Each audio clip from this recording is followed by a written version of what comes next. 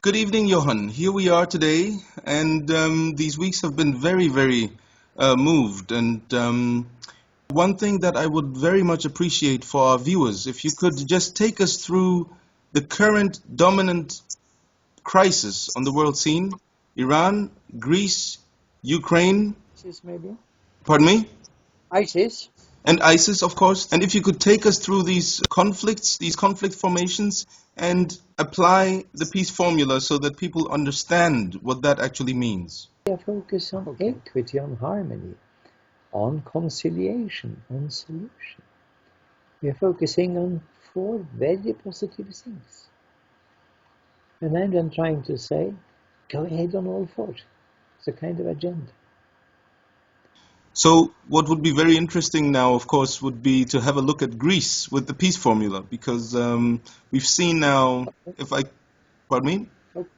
Okay. Well, just a short summary, if I've understood correctly. So with the trauma dimension, we look into the past and into solving conflicts and contradictions of the past that have not been resolved. With the conflict dimension, we're looking at contradictions right now. I know from reading your books and papers that, of course, what you mean with the conflict is to look at contradictions not only as in violence occurring to the visible, to the naked eye, but to contradictions in politics, economics, the military realm, but also in the cultural realm. And pardon me?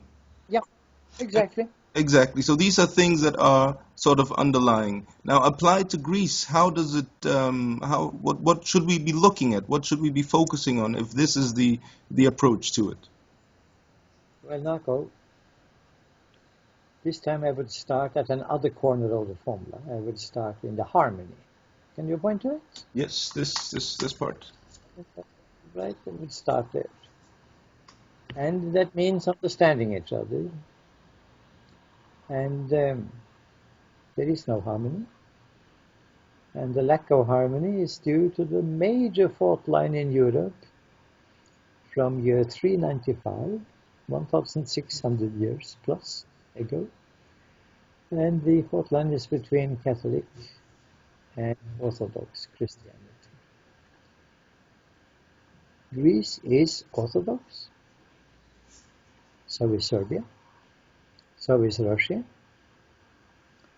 All three of them also have a different alphabet, not only another Christianity, but also a different alphabet.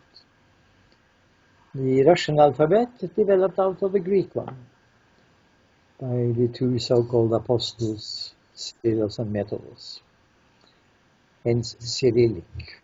Mm-hmm. Here you mentioned the word cultural, a deep cultural thought line, and you can then follow it through European history, and you will see many of its articulations. Now, many things happened, and one of the things that happened was that Greece was under Constantinople, which was often called the Second Rome. It was the place, the seat of Orthodoxy. But in 1453, Constantinople became Istanbul, attacked by the Ottomans from a little town called Bursa, down in Anatolia, in Turkey. I have actually been there. It's just fascinating to see. But the point now is the following. 1453, Greece, still Orthodox, but it was not under Orthodox rule. It was under Islamic rule. Started fighting, and it was called independence from Turkey. Well, it was also Orthodox independence from Islam. And lots of today's Russia were under the same situation, southern Russia, you see. So in a sense, they were in the same situation. In 1830, Greece gained its independence, hard-won independence. Now, there is a total lack of harmony, you see, between the Catholic Protestant countries. Protestantism then becomes only a little wing of the Catholic, On the one hand, by far the majority of the 28 countries in the European Union. Of course, they have Bulgaria, which is Orthodox, and Romania, which is also Orthodox. And they may expand to more, but that's it. Now, having said that, the fault line runs right in the middle of this conflict. And that means that they are very bad at solving it. Very bad, because they are shouting to each other across gaps. And they have in mind things that have happened, you see. Comes up. Now, if you have a fault line, you very often have prejudice. And the prejudice is top dog underdog. And here we have the classical prejudice, which is articulated by Germany against Greece, but more against Greece than the other four southern or European rim countries that also were debtors. And we are talking, of course, about Italy, Spain, Portugal, Ireland. But much more about Greece. They're lazy.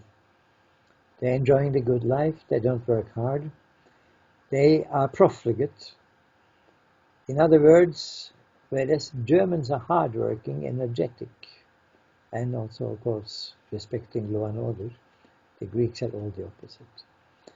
Now, here comes the horrible thing that we all recognize this type of thinking in the German Herrenvolk idea, that we are several notches above the others and have to be respected accordingly.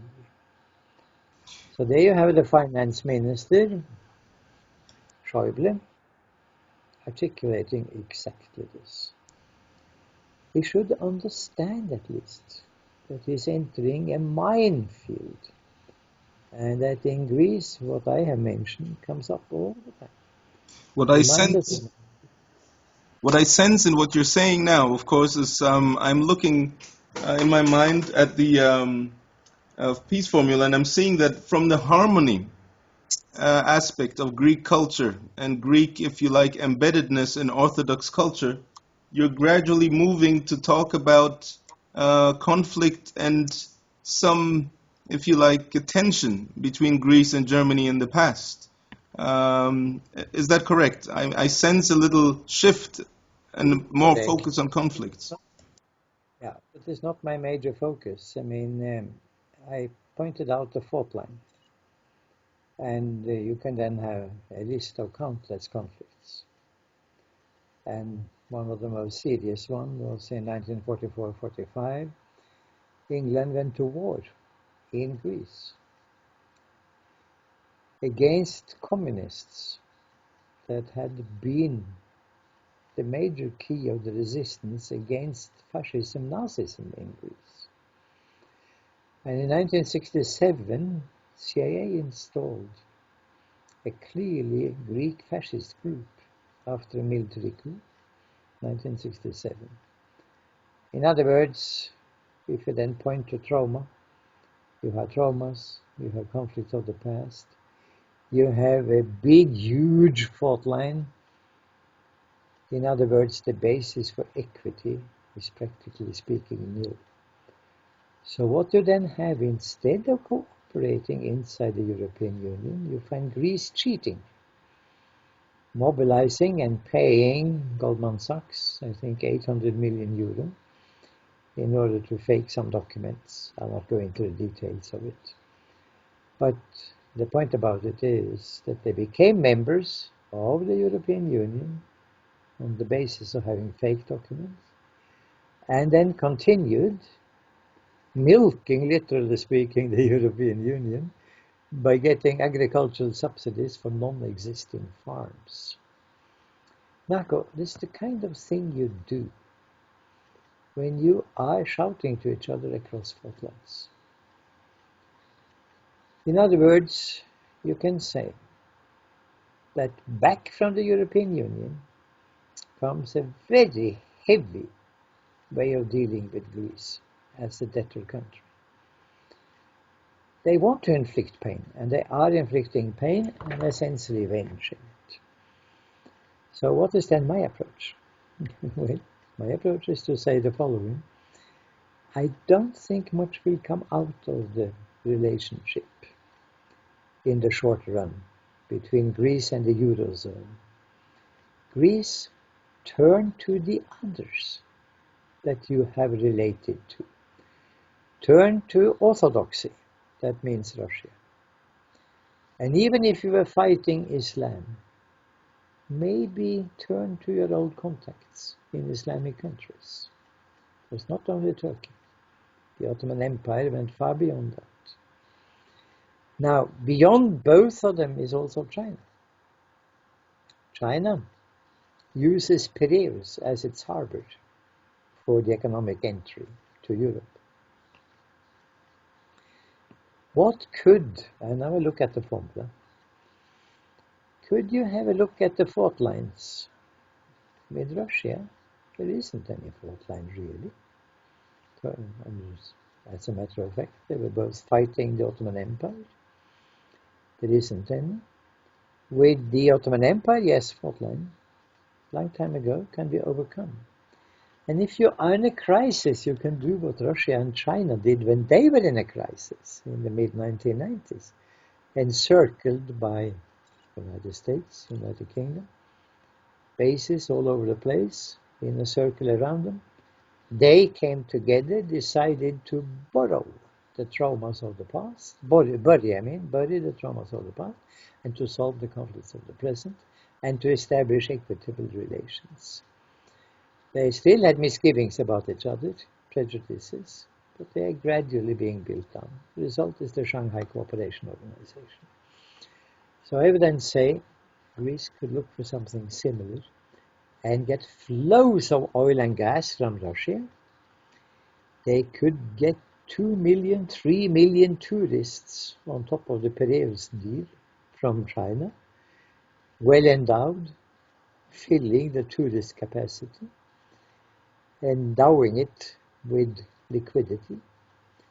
And they could get, watch out, a very important thing in a country where the banks are not running very well. They could get Islamic banking from Islam. Simply do it. Now imagine that they do this. It would be a much stronger Greece. I would not argue Brexit. They should stay. And they should live up to the deal they have just signed. It's not a deal exactly, but let us call it whatever. And in addition to that, expand their horizon to 3 other partners and saying it's of course our right to have relationship to others, but then try to do it in an equitable, harmonious, reconciling and conflict solving way. What would be the characteristic of such equitable cooperation? What would you say would have to be sort of the DNA of such relations? Because you are actually saying Greece should try and expand and deepen, in a sense, its positive relations, equitable relations, you're saying, with partners that it historically has had good ties with. Could you say a little bit more about what the profile, what the nature, the substance of such relations of equity should be? Tsipras, the Prime Minister, has already been 3 times to Russia. And Russia has already come up with an offer. So I haven't seen the detail, but it sounds to me like a generous offer of oil and gas flowing into Greece. But Greece would be permitted to have it flow on into countries that now are in difficulties because Russia, in response to the sanctions against Russia from the European Union, of course, have also stopped, to a large extent, the flow of gas, oil, through Ukraine. Remains to be seen. Could be interesting in the future. So that's one aspect. When it comes to the Islamic aspect, the Islamic banking, you see, West has the misunderstanding that Islam is against interest. Islam is against only interest. But to Islam is totally immoral. It's a bank, lending money, they may call it investment, at the rate of interest to, let us say, a company, and that's it. Guarantee that the interest will be paid. In other words, only benefits, no costs. Only the gains, no risks. What Islam says is the following: there is nothing wrong in contributing money in an economic operation, but you should share the risks and the gains equitably. In other words, you become a part of it, but not only as a bank with money, but as a partner. Together with others who may be stronger on technology, others again may be better at salesmanship, still other partners may be better at organizing labor, still some others may be better at bringing the whole thing together in a company. Do you know, could you say a little something, do you know anything about whether Islamic banking or Islamic economic precepts internalize the externalities of economic endeavors? Yes, that I have of course been looking at quite a lot, since externalities are very important. Well, if you share ups and downs, that means that externalities have to a large extent been eliminated. If you only charge interest, the ups and downs of the other party doesn't matter to you. The other party just have to pay. In other words, curves do not resonate. They're not sharing. I would see that as an extremely important way of handling externalities. And of course, in addition, being together in the same company, even if they are contributing different factors. One contributing capital, the other technology, the third labor. One is particularly good at natural resources, and one is good at packing it together, and one is good at salesmanship, as I mentioned. Okay, you have different functions, different specializations, but you go up and down together. That means you are sitting there, you can discuss all these factors. You can put the cards on the table and have a dialogue about it. Seen from that point of view, and I myself see it from that point of view, I see what banks do as completely immoral. Totally immoral. And you see it very clearly in the Greek situation.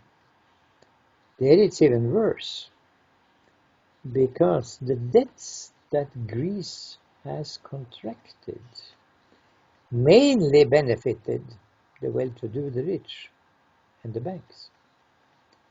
Whereas those who have to pay the debts are to a very large extent common people. So that's called austerity, and we know how it is done. Lowering the wages for civil servants, of course very much attacking the pensions and so on.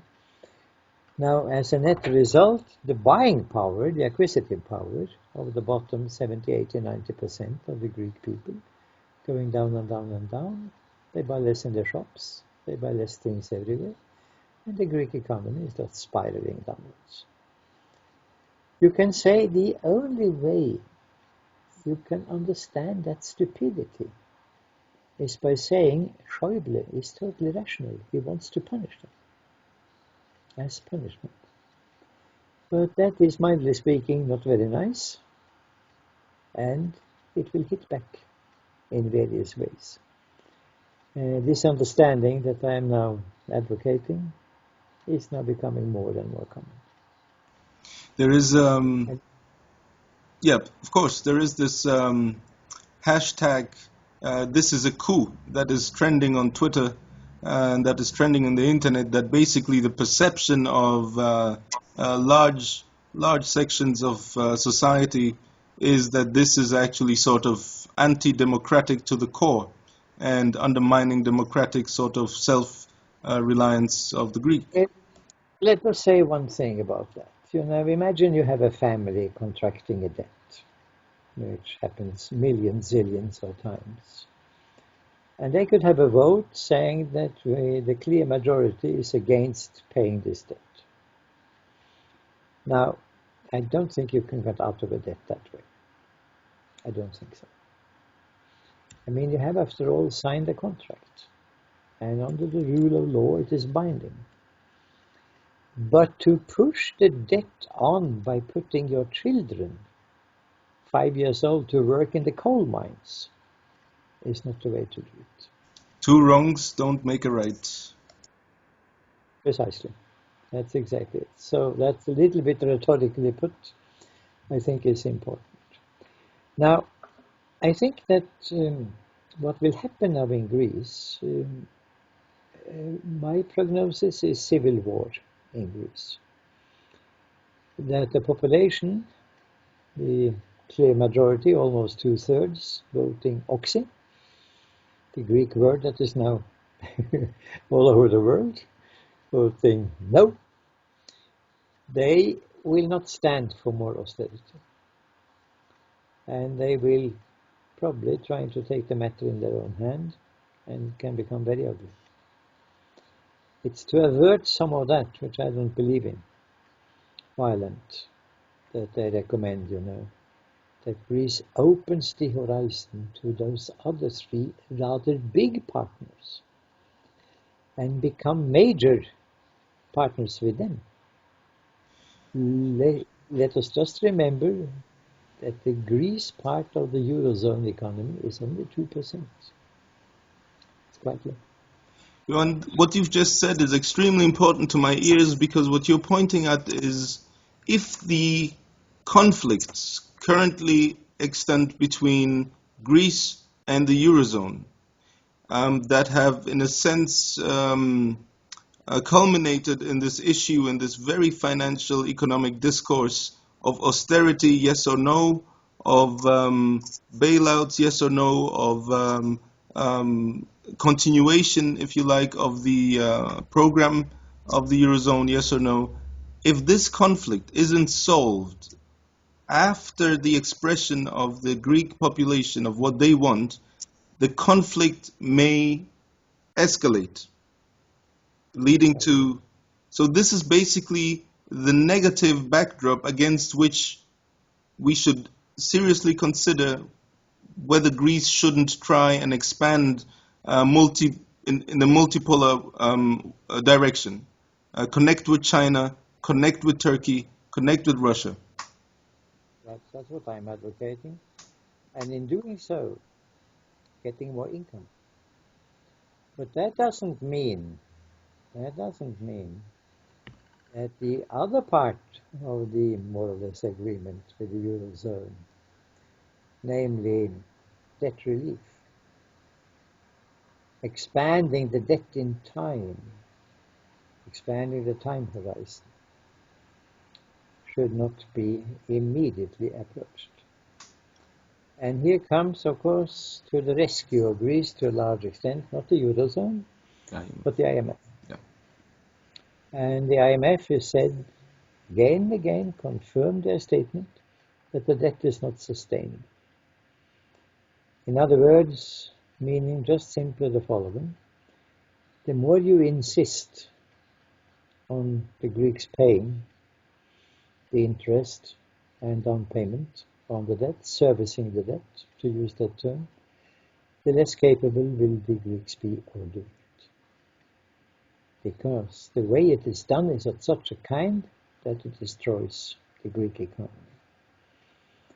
Now, that means, in fact, that the Troika is no longer functioning, and you can sense one country after the other inside the Eurozone, the 19 countries, if you can sense the split and divide, and Germany being isolated after some time. Now, Germany insisted, that is absolutely brilliant, but also a little bit too brilliant for them, Varoufakis, should not be present. Maybe the Eurozone could consider early retirement for Schäuble. And maybe Schäuble and Varoufakis could meet on some kind of Greek island and work it out together. It would be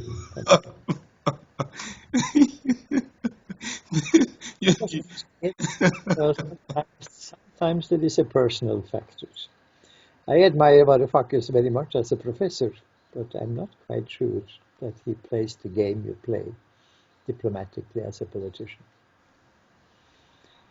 So having said that, let us leave Greece for the time being. And what was the next one on your list? Yes, exactly. Ukraine. We haven't spoken about Ukraine in a very long time, but I would very much appreciate if you looked at Ukraine from the perspective of the peace formula.